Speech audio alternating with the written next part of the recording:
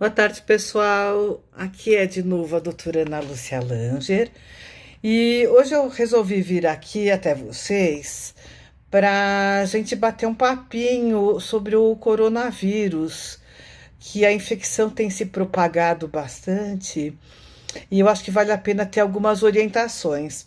A gente, pela Aliança Distrofia Brasil, deve soltar a gente vai soltar por escrito tudo que eu vou falar.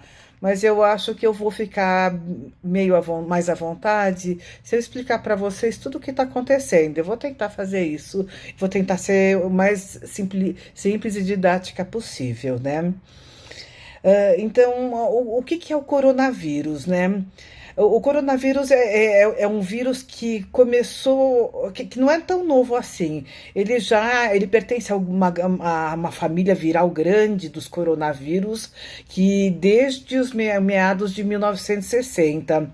E ele causa, desde então, infecções respiratórias, não só em humanos, como em animais, né? Normalmente o coronavírus faz infecções respiratórias que lembram muito o resfriado comum.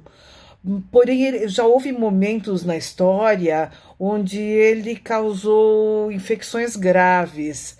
Por exemplo, a SARS, que foi a Síndrome Respiratória Aguda Grave, que foi em 2002. E teve a MERS também em 2012, que foi a síndrome respiratória do Oriente Médio. Então, em algum momento, ele pode realmente ficar mais grave e mais agressivo, né? Bom, o que a gente sabe hoje desse novo coronavírus, dessa nova cepa de coronavírus? Na verdade, assim, começou em 31 de dezembro do ano passado, de 2019, onde houve os primeiros relatórios iniciais desse novo vírus respiratório, esse coronavírus, na China, na cidade de Wuhan. Bom, resumindo, o que a gente sabe desse coronavírus? Qual o período de incubação dele? Então, pelo que a gente está vendo, nesses 2 meses praticamente, esse período de incubação varia entre 2 e 14 dias. E o que a gente sabe em relação à transmissibilidade? Bom, isso está sendo assim margem a inúmeras discussões, mas parece que assim depende dos sintomas essa transmissibilidade até hoje. Pode ser que a semana que vem a gente mude de ideia, né? Então, no período de incubação, assim, parece que a gente não tem ainda nada. E assim que começam os sintomas, começa a transmissibilidade. E essa transmissibilidade ela deve durar até a remissão completa dos sintomas, tá? Que é muito variável. O que é dito é que no período de incubação e nos casos assintomáticos, esse contágio não existe. Mas é uma coisa ainda que pode ser uma verdade transitória, tá? E já que eu estou falando de transmissibilidade, como que esse coronavírus ele é transmitido? Então, ele é transmitido através de secreções. Então, as gotículas de saliva, o espirro, a tosse, o catarro. Esse vírus ele dura relativamente alguns dias no meio ambiente. Então, se eu colocar a mão num lugar onde eu tenho um vírus viável e em seguida colocar minha mão na boca ou no meu olho, eu posso me contaminar. Então, um contato pessoal próximo, um toque, um aperto de mão, um beijo, né? E contato com superfícies contaminadas, né? E seguidos com toque na região dos olhos, do nariz e da boca, tá? Na verdade, o coronavírus ele é menos transmissível que o vírus da gripe. Porém, a gente está com um vírus de circulação muito alta por conta da baixa imunidade da população e os sistemas de saúde estão muito assustados porque, apesar de eu ter muito mais gripados no decorrer do ano, eles estão espalhados no ano inteiro. E agora vem como um tsunami de gente doente e com uma grande potencialidade, não tão, quer dizer, um 3% de gravidade, mas os sistemas de saúde não estão, na grande maior parte, na maioria dos casos, assim, não estavam preparados para tudo isso. Bom, como seria feito o diagnóstico do coronavírus, né? Então, assim, você tem que fazer uma coleta de material, os médicos, né, as equipes de saúde, fazem uma coleta de materiais respiratórios, ou aspirado de vias aéreas, ou do escarro, ou suave nasal, né? E geralmente são feitas duas provas. E é muito importante que haja uma confirmação por biologia molecular que detecte o RNA viral, tá? Bom, uma vez feito o diagnóstico de coronavírus, esse paciente vai ficar isolado, né? E quando os casos são leves, esse isolamento deve ser domiciliar, tá? Deve durar em torno de 14 dias esse isolamento, né? Então, eu vou falar de uma forma geral e depois eu vou falar das peculiaridades dos pacientes com doença neuromuscular, né? Assim, nesse momento a gente não tem um tratamento efetivo para o vírus, para o coronavírus, tá? Então a gente indica repouso, indica bastante água, antitérmicos, remédios para dor e para febre. A gente usa umidificadores para pacientes assim, que não têm doença muscular, né? Porém, pacientes com doença neuromuscular pode ter alteração da potência de tosse, do pico de fluxo de tosse. Então, aqueles que estão em ventilação devem ficar mais tempo no ventilador.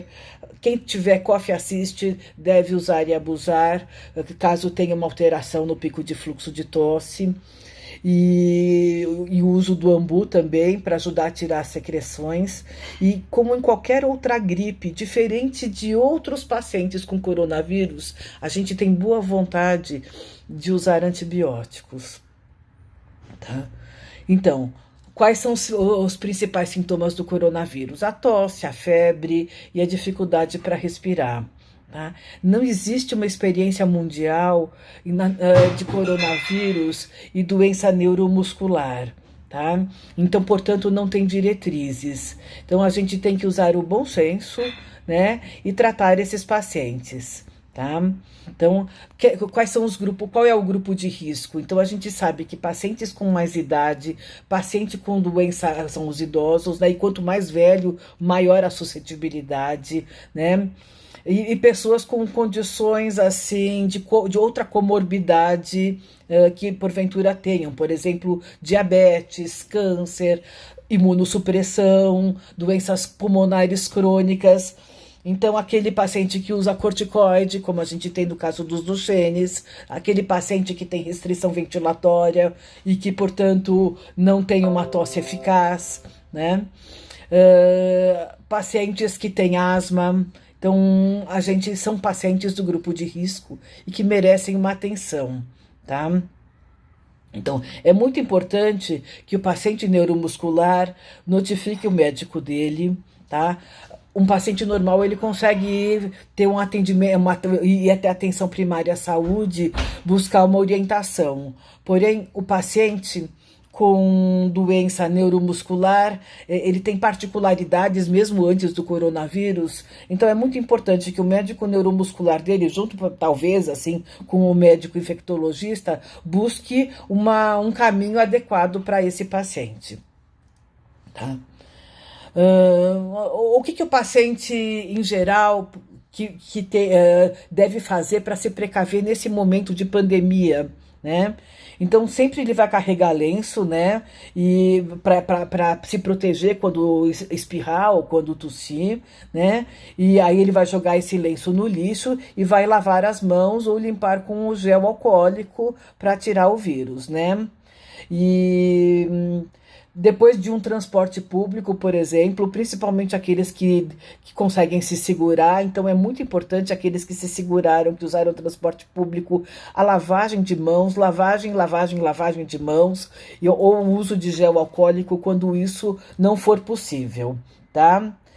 Evita tocar nos olhos, evita tocar no nariz, evita tocar a boca, principalmente se sua mão não tiver sido lavada ainda, né? Se tem alguém com uma infecção respiratória aguda, tá? Mesmo que você não saiba se é um resfriado comum, você evita chegar perto dela, porque você não sabe, tá? E para você, paciente neuromuscular, você pertence a um grupo de risco. Então você deve tomar muito cuidado e se precaver muito mais do que as outras pessoas, tá? Uma outra coisa é não compartilhar objetos de uso pessoal, como talheres, pratos, beber refrigerante no mesmo canudo, no mesmo gargalo, tá? Então, por favor, não faça isso, tá? Os ambientes, assim, a gente vai chegar, daqui a pouco a gente está chegando no frio, e a tendência é que se fechem, todo mundo quer que se fechem os vidros das janelas, então procura fazer o contrário, deixar os ambientes, assim, bem ventilados, tá? Uma outra coisa, não esquecer que o coronavírus também pode acometer animais. Então, evitar contato com animais selvagens, animais doentes, em fazendas ou criações, né? E os profissionais de saúde, os fisioterapeutas, os médicos, a enfermagem que faz home care, ela tem que usar o uniforme de proteção individual completamente, tá? Desde aquele óculos de proteção, o avental, as luvas, tá? Gente, é besteira ficar usando luva direto, porque assim, você vai contaminar sua luva do mesmo jeito e vai ter que higienizar sua luva. Então, assim, a higiene é na mão mesmo, tá? E aqueles profissionais que fazem procedimentos de drenagem respiratória, tal, principalmente devem usar a proteção completa e a máscara, se possível, aquela mais eficiente que é a N95, né? Eu queria comentar algumas coisas também, evitar reduzir o deslocamento, tá? Então, aqueles que trabalham e puderem fazer home office, eu acho que vale a pena nesse momento. E a escola, acho que a gente tem que conversar com as escolas e ser, na medida do possível, o deslocamento deve ser o mínimo possível. Tá? Então, trabalhar em casa, estudar em casa o máximo possível, tá? Evitar, assim, espaços muito movimentados, shopping, cinemas, conferências, etc., né? Eu, como médica, estava até querendo conversar com os meus pacientes que precisam fazer um deslocamento muito distante, que entrem em contato comigo, e eu não gosto muito, mas eu estou pensando em começar mesmo a fazer a consulta virtual para evitar que eles entrem em aviões, assim, vão para aeroportos. Eu acho que nesse momento a coisa começa a ficar exponencial, essa transmissibilidade, e a gente tem que rever tudo que a gente faz, né? Peça para as pessoas portador de doença neuromuscular que convivam com você, que abusem do álcool gel, tá? Então, e inclusive, você que é cadeirante, que não se segura, que não coloca a sua mão nos locais, outras pessoas às vezes fazem isso por você e tocam na sua cadeira. Então, higienize também sua cadeira com o álcool gel, tá? Bom, como eu já tinha falado, finalmente não tem tratamento específico, de uma forma geral, assim, o paciente neuromuscular tem que falar com o seu médico, tá? O tratamento é sintomático, agora muito cuidado com balelas que estão aparecendo. Então tem os tratamentos que estão aparecendo aí, tipo fake news, né? Multivitamínicos, azul de metileno, ozonioterapia, tá? Vitamina D, vitamina C. Então, assim, isso é balela, isso não tem base científica, não vão atrás disso, tá? E, infelizmente, tem até colegas que estão, assim, minimizando a importância desse vírus. Mas a gente não pode esquecer que nós doentes neuromusculares, né, nós que no âmbito dos doentes neuromusculares, sim, nós somos um grupo de risco, então converse com o seu médico, tá? E vamos passar essa crise juntos, porque ela vai passar, mas a gente está entrando, nós no Brasil, a gente está entrando agora, e assim, com grande parte da população vulnerável, e a coisa pode ficar complicada. Então, muito cuidado e atenção às orientações. Obrigada, gente.